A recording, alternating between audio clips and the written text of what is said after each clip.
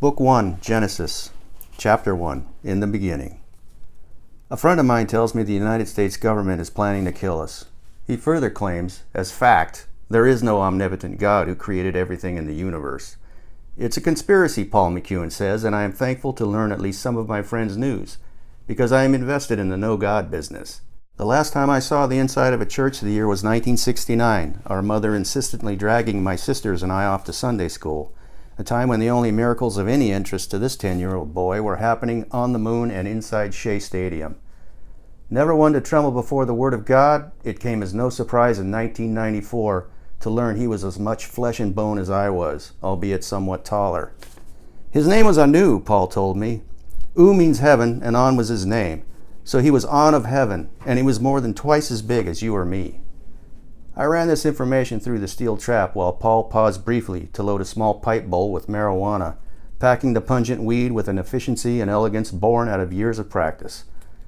"What the fuck are you talking about?" I asked. It seemed the only logical response to such folly.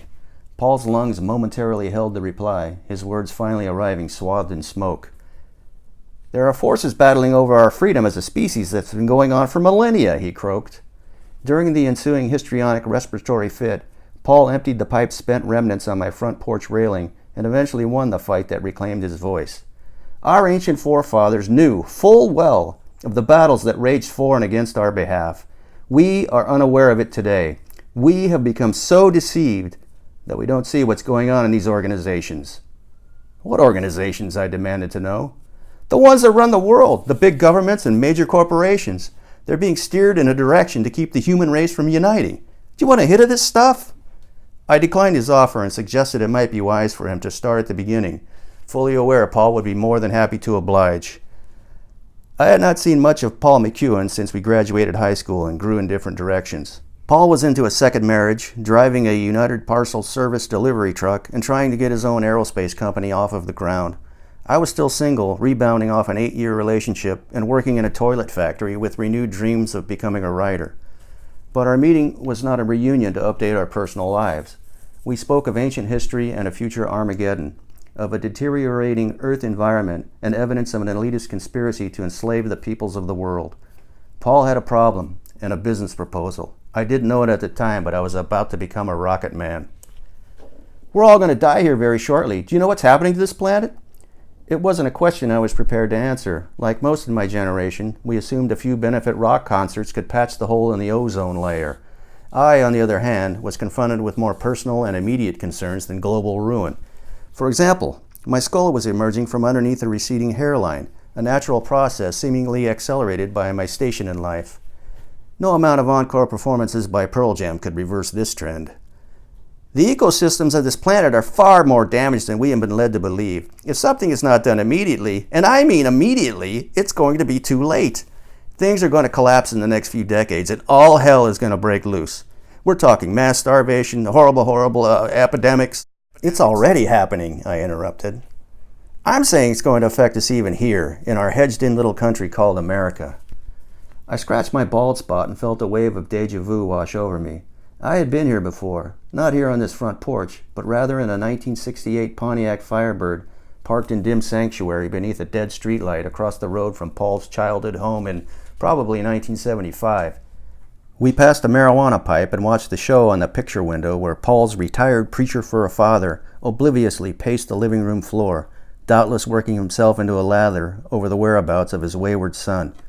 And between puffs, Paul was regaling me with tales of UFOs and theoretical designs for hyperspace propulsion systems, and describing the rocket plane he was going to build after graduation. And now it was just like old times. Paul was on a roll. One did not engage in conversations with Paul McEwen so much as one survived them. As a teen, he was never timid about lending his knowledge and experience. Paul's conversational style outside of the old Pontiac was downright reviled by schoolmates who avoided dialogue with him at all cost. His intelligence was respected by Mountain View High's smart kids, even as they cringed at his drug use. The gang kids and stoners tolerated him because his money was good, even if selling him a $10 bag of weed meant enduring a lengthy lecture on the relationship of generational stars while he sampled the merchandise. As Paul often declared, if Rastafarian field workers could smoke ganja between machete swings all day, he could damn well negotiate high school under the influence. The character I portrayed in our standard script propelled his virtual monologues with witty bon mots, clever ripostes, and posings of occasional queries. Imagine fate placing Oscar Wilde and Albert Einstein as pot-smoking pals at the same Southern California high school in the latter half of the 20th century. And Paul's science orations could become wearisome.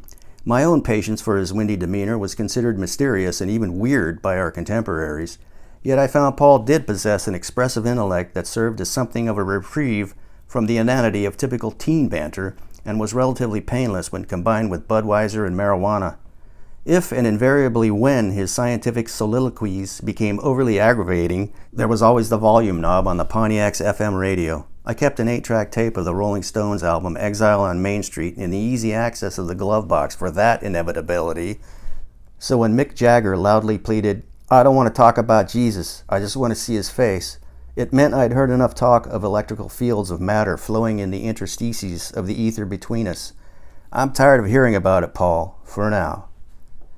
"I figured out a way to get out of here," Paul said, jarring me out of my reminiscent reverie and back into his perilous present.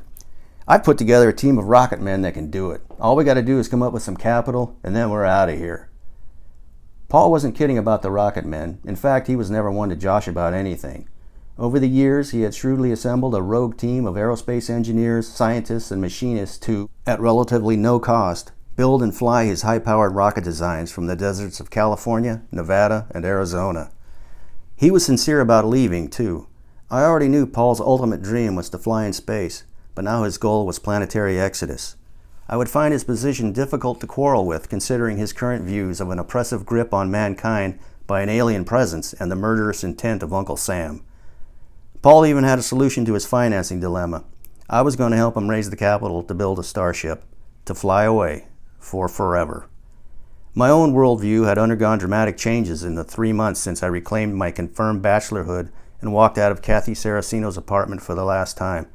I celebrated my independence by transmogrifying into an animal. No booze and 400 sit-ups every day. Religiously lifting 10 tons of iron each week. I was a fucking panther. I was also a writer again. It wasn't apparent at the time, but Paul's appearance out of life's left field was another massaging hand of fate on our destinies. I suppose the first karmic brush came from Acorn Engineering Company after a vice president took notice of my ability to link coherent sentences in office memorandum. I was subsequently volunteered to write the company newsletter, coincidentally recommended by a man whose resume included a stint as an engineer in a German rocket program. So now I was writing internationally distributed propaganda for a giant U.S. plumbing fixture manufacturer, a toilet factory. I once described a new wash fountain design as beautiful, a betrayal of my convictions and a sin I penance by writing a syndicated column for major newspapers across the country. 800 weekly words on the pressing issues of the day, mailed at my expense to editors from the Sacramento Bee to the New York Times. And I had real insight and solutions to the world's ills.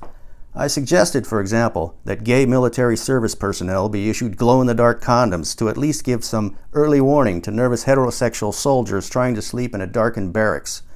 I also felt the television network exploitation of convicted murderers would degenerate to the point where Charles Manson would eventually host Family Feud. 100 people surveyed, top 5 answers on the board. Name something you would use to carve a fetus out of Sharon Tate's womb. Yes, I was writing again, for the first time since shunning a journalism career, dropping out of college and entering the workforce. I didn't mind the rejection notices plastered on my refrigerator. It was enough for me to create something from a blank piece of paper. Magic. I even developed a story out of my porch conversation with the paranoid Paul. Smithsonian Magazine teased me with a letter of consideration, but it was ultimately a story left for me to publish in vain. Something I did do later on. I reprint it here because it's an integral part of Private Moonshot, a fairly concise account of Paul McEwen's motivation told under cover of pseudonym. There is no historian of antiquities named Patrick Searle. The only Pat Searle I knew was a blast from our high school past, just another kid Paul and I occasionally smoked pot with. Pat was naturally nervous, so under the influence, his heightened paranoia was a pain in the ass. We couldn't finish a joint without Pat's supersonic hearing detecting the footfalls of some phantom authority figure. I would wonder how Pat would be coping today with Paul's news of extremely tall slave masters from outer space crushing our dreams and the specter of U.S. military helicopters raining death. But Pat Searle was killed in an automobile accident in 1976. Paul was riding Cherry in the back seat of the Cadillac when an old conifer became more than scenery on a mountain road. Pat got the full impact, likely dying instantly after a final meal of glass and bark. He probably never felt Paul slam into the back of his fat frame. I was supposed to be in the caddy that day, ditching school and getting high in someone's father's car. I probably would have taken a window seat myself, considering my own anxiety. I like to plot quick exits from any situation. Paul would 2 days later regain consciousness and tell me it all had to do with fate. The two of us were not meant to die. Not yet. There was still some work to do.